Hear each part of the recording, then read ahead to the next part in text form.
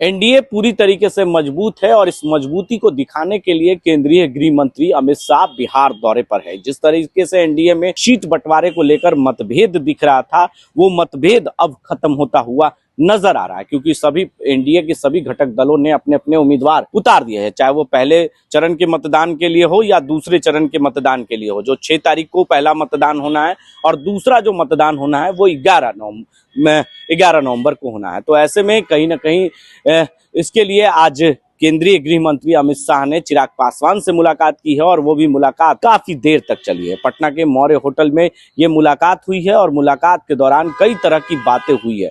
सीधे तौर पर चिराग पासवान ने पत्रकारों के कई सवालों का जवाब दिया, इशारों में महागठबंधन पर भी निशाना साधा, कहा कि ये लोग सिर्फ भ्रम फैलाते हैं, इन लोगों के अंदर ही अपने मतभेद है, क्योंकि अभी तक सीट बंटवारा इन लोगों के अंदर नहीं हुआ, एक दूसरे के सीटों पर उम्मीदवार खड़े कर दे रहे हैं। कई वक्त तक देर लगी महागठबंधन के अंदर, अभी तक ऑल इज वेल नजर नहीं आ रहा है। पूरी तरीके से चिराग पासवान ने कहा कि हम महागठबंधन के लोग 243 सीट पर जीत रहे हैं और जीत का दावा चिराग पासवान ने करते हुए क्या कुछ कहा, पहले वो बयान हम आपको सीधे तौर पर सुनाते हैं। कभी संविधान, आरक्षण, विभिन्न तरीके की बातें, पर बिना किसी गलत नैरेटिव में उलझे हुए सिर्फ विकास का नैरेटिव होना चाहिए। बिहार में कैसे आने वाले दिनों में युवाओं के लिए रोजगार के अवसर हम लोग उत्पन्न करेंगे, कैसे इंफ्रास्ट्रक्चर डेवलपमेंट यहाँ पे किया जाएगा, शिक्षा स्वास्थ्य को कैसे यहाँ पे बेहतर किया जाएगा और मौजूदा योजनाओं के तहत जितनी भी वेलफेयर स्कीम्स है कैसे उसको और सशक्त किया जाएगा, इन तमाम बिंदुओं पर थैंक यू। आपने सुना चिराग पासवान ने स्पष्ट तौर पर कहा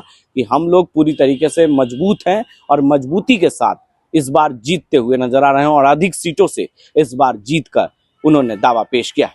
ऐसी तमाम खबरों के लिए अब आप बने रहें कोशी आलोक न्यूज के साथ। पूरी खबर, पक्की खबर देखते रहिए कोशी आलोक पर।